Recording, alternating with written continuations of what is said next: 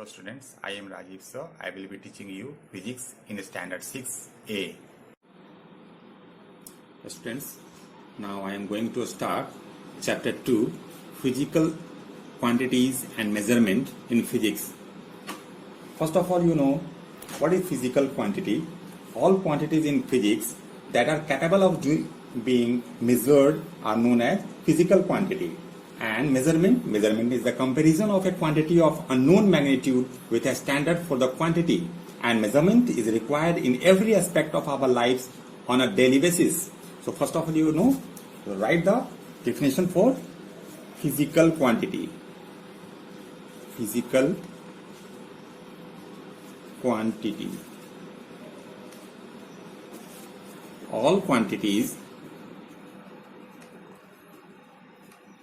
in physics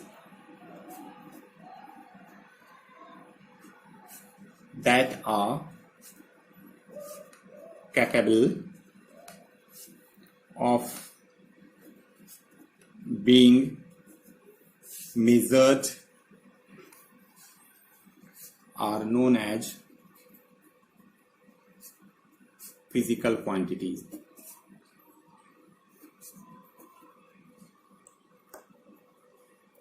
Some of example of physical quantities are length, time, temperature, etc. And measurement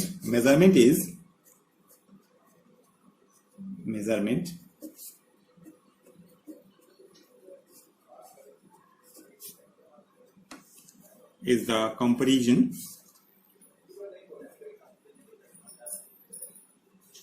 of a quantity of unknown magnitude with a standard for that quantity. Measurement is required in every aspect of our life on daily basis. For example, milkman measures the amount of milk to be sold. A tailor measures which each portion of cloth to make a particular dress.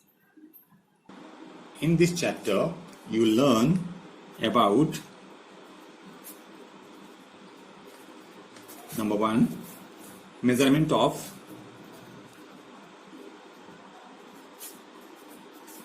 various physical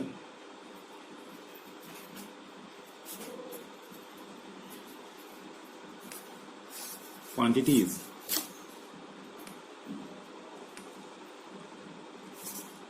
Number 2, understanding the units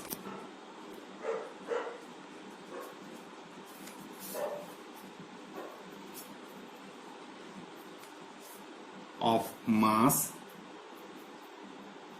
length, time, etc. Third, interconversion of unit.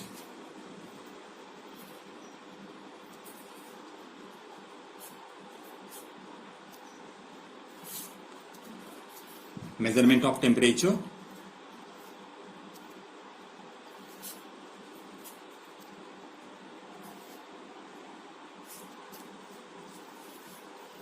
Using different thermometer.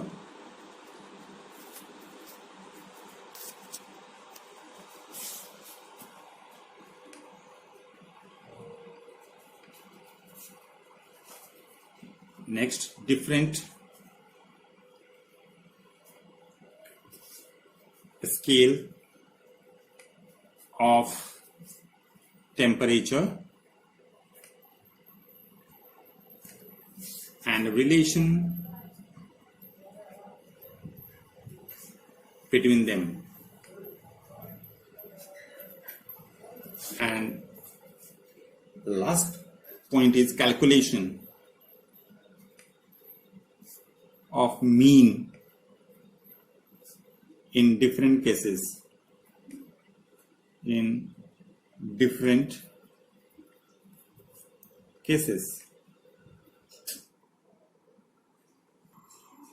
First point, measurement of various physical quantities.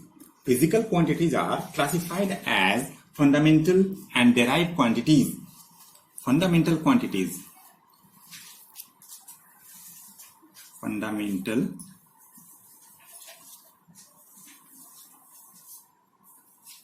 quantities. The quantities which do not depend on any other quantity are called fundamental quantity.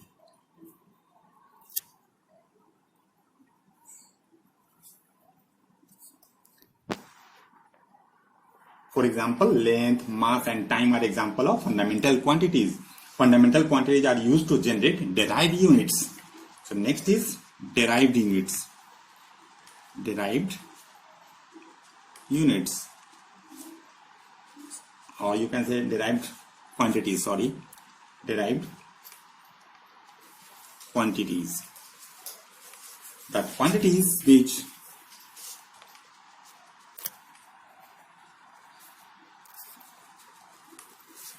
are expressed in terms of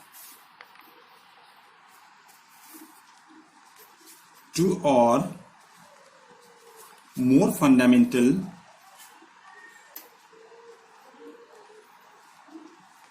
quantities are called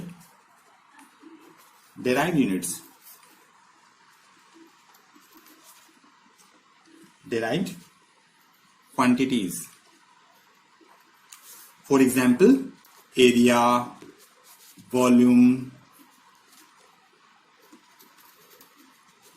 speed, etc.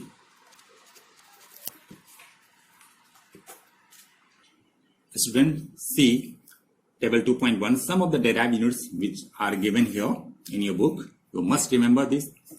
First, area is equal to length into breadth. That means derived unit length meter, and for breadth also meter. So meter into meter, meter square. Similarly, volume is equal to length into breadth into height. That means the derived unit for length is meter, breadth is also for meter, and height for meter. So meter, meter, meter. So meter when multiplied by 3 times it becomes meter cube.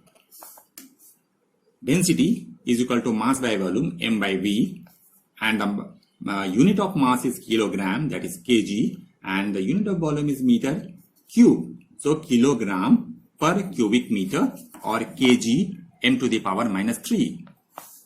Speed, formula for speed is distance by time, and derived unit is meter by second. Unit of distance is meter, SI unit, and unit of time is second. So meter per second, m/s or ms to the power minus 1.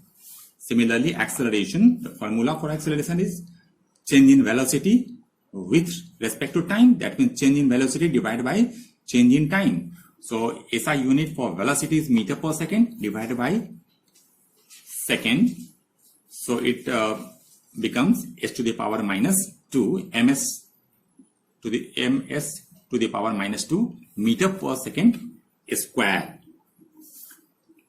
Force, formula for force is mass into acceleration, m into a, and derived unit for mass is kilogram, and acceleration for meter per second square, and symbol is Newton.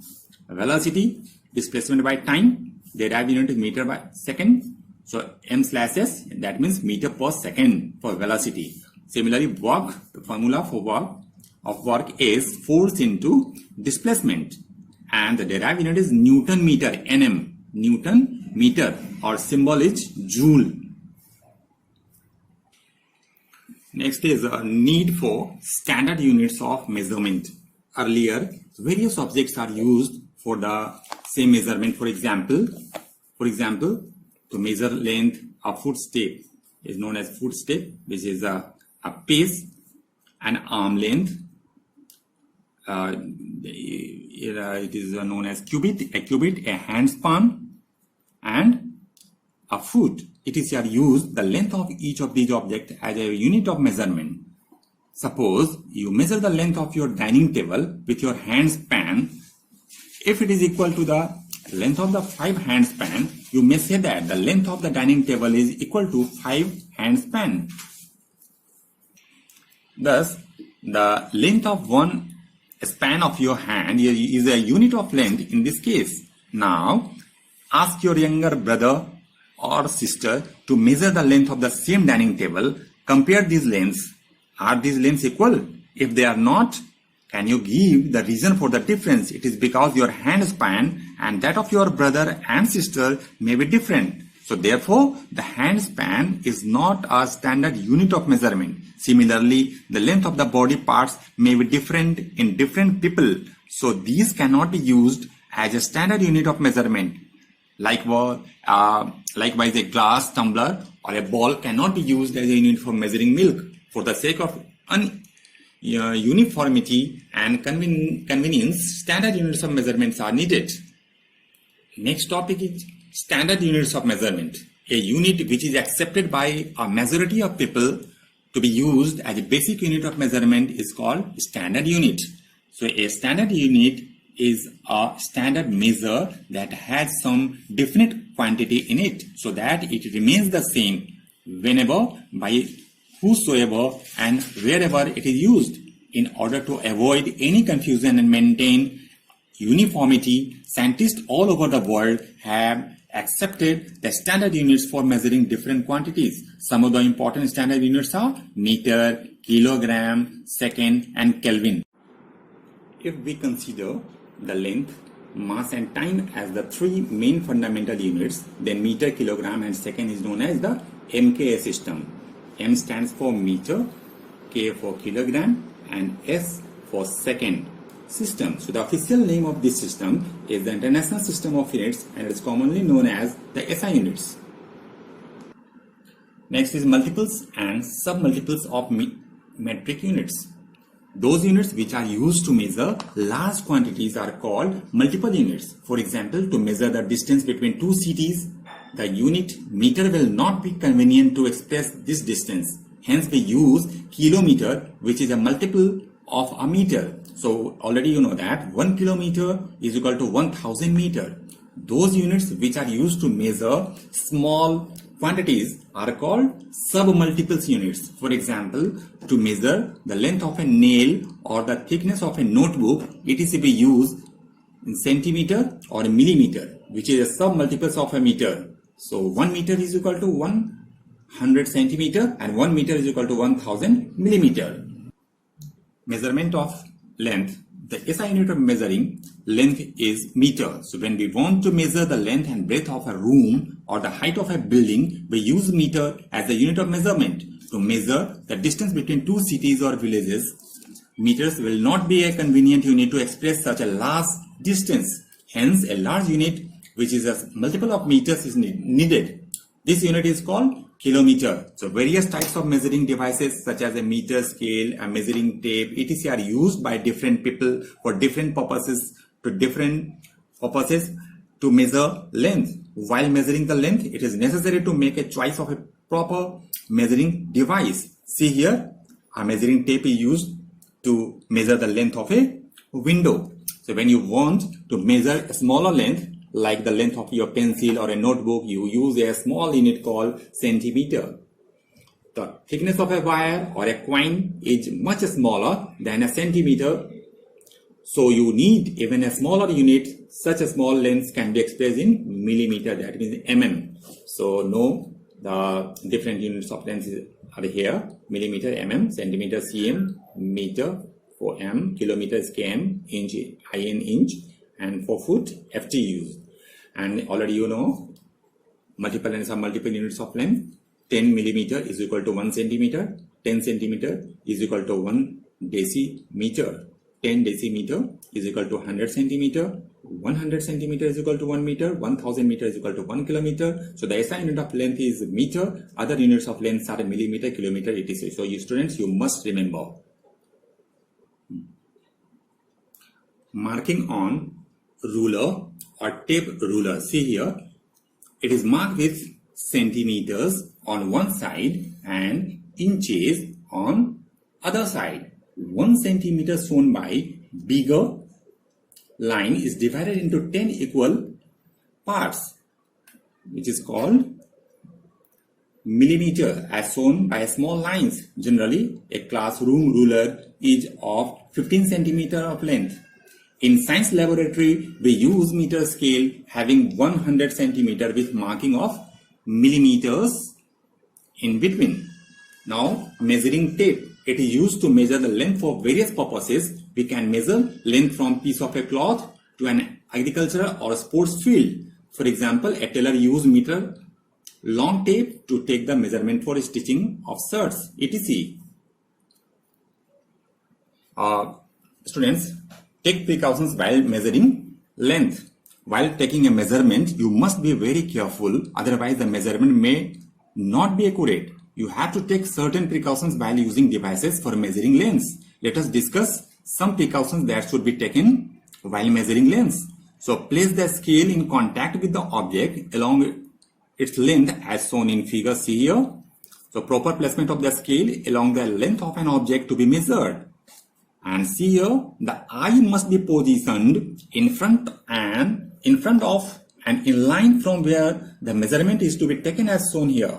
See here, this is the correct position of the eye, and this is incorrect position of the eye. So the eye must be positioned in front of and in line from where the measurement is to be taken as shown here. And see here, the ends of the scale or rod must not be worn out. If the ends of the scale are broken and the geo mark cannot be read clearly, then use the mark 1 centimeter or any other. Subtract the mark you use 1 centimeter from the reading at the other end. So the actual length here is 9 centimeter minus 1 centimeter. Then it is equal to 8 centimeter. So this is the correct position of the eye to see.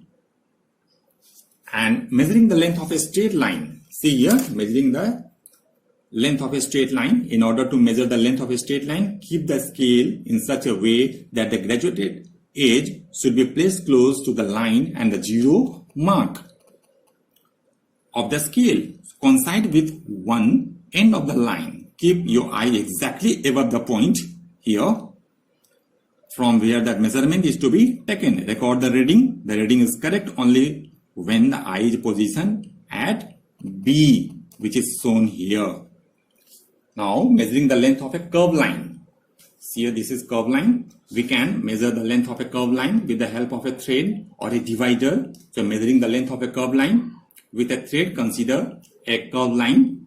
Suppose this is M and N position, whose length is to be measured. Take the thread and put a knot near one end point of it.